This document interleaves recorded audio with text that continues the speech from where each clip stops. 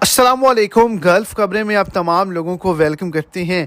आज के दिन सऊदी अरब से एक बहुत ही बड़ी ब्रेकिंग न्यूज़ को शेयर किया गया है और इसके अंदर इंतहाई अफसोसनाक खबर को शेयर किया गया है। ये कहा जा रहा है कि मोहम्मद बिन सलमान जो हैं वो जान की बाजी हार चुके हैं।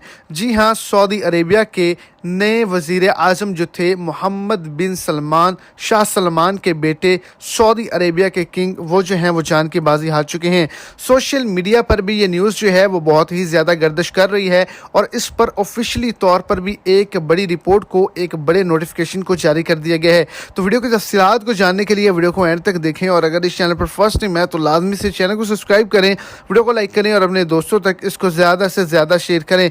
तो गुज़श्ता रोज़ सोशल मीडिया पे ये वीडियोस जो है वो बहुत ही ज़्यादा गर्दिश कर रही हैं कि सऊदी अरेबिया के किंग मोहम्मद बिन सलमान जो हैं वो जान की बाजी हार चुके हैं।